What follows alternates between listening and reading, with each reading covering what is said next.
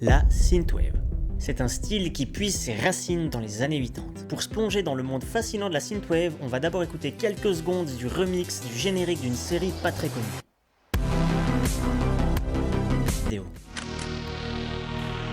On va d'abord parler de la recette de la synthwave dans son essence la plus pure. On commence par la percussion avec une boîte à rythme typique des années 80, une super mélodie avec des synthés bien rétro, et à la fin, cerise sur le gâteau, on rajoute une bonne ligne de basse pour mettre de la profondeur. Et ça donne ça.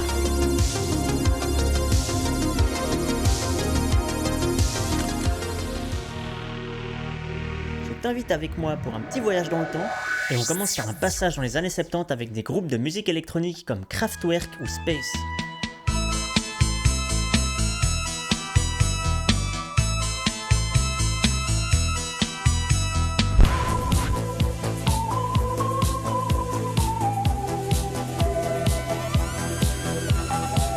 On peut parler là de début de la musique électronique. On pourrait carrément remonter jusqu'aux années 50, mais ça, on y reviendra sans doute dans une prochaine vidéo. Ces deux groupes, notamment, auront passablement influencé la décennie suivante. On va d'ailleurs aller y faire un tour. On va rapidement survoler la décennie en s'intéressant à plusieurs axes. On va commencer par le cinéma. Pour ne citer que ces deux-là, on va prendre par exemple deux films comme Tron ou Blade Runner. On cycles made of light. L'esthétique virtuelle et futuriste de ces films de science-fiction a marqué son époque et aura largement inspiré la synthwave. C'est le début des jeux d'arcade, avec notamment Tetris, Pac-Man ou Space Invaders qui sont encore actuellement très connus. Pour représenter la musique électronique, Kraftwerk est toujours bien présent, mais il y a aussi d'autres styles comme la New Wave ou la Synthpop. Il y avait des groupes indémodables comme Depeche Mode, Pet Shop Boys ou The Human League.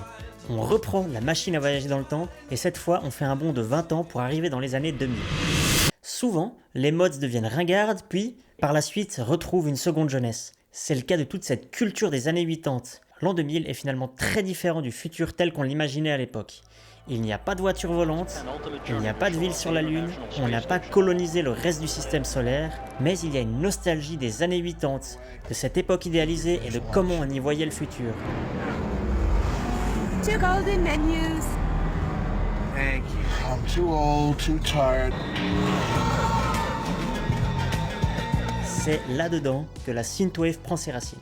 Plus qu'un simple style musical, on peut presque parler de courant artistique. Il y a toute une esthétique rétro-futuriste qui va de pair avec la musique. On retrouve notamment des mondes virtuels sur des grilles bleues ou rouges comme dans Tron, des designs majoritairement bleu, rose et violet, des vieilles voitures de sport roulant la nuit sur des grands boulevards inspirés des villes américaines, mais aussi tout ce qui touche de près ou de loin à la conquête spatiale. Au travers de la synthwave, les plus âgés pourront se remémorer leur jeunesse alors que les plus jeunes pourront découvrir une période qu'ils n'ont pas connue.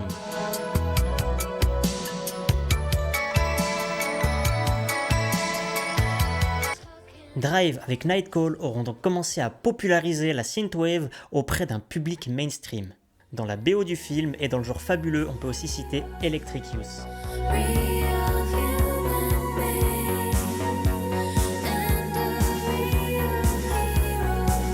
La chanson avait donc déjà connu une première vague de popularité il y a maintenant plus de 10 ans, et si elle n'était pas déjà iconique, elle le sera devenue après la cérémonie de clôture des Jeux Olympiques. Je suis quelqu'un de naturellement très nostalgique, je pouvais donc que apprécier ce courant musical.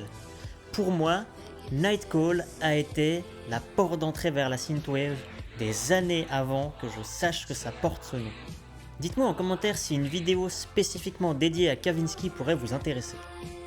Ainsi, c'est cette quête d'un futur rêvé, cette fascination pour le passé et cet amour pour les sons synthétiques des années 80 qui ont donné naissance à la synthwave.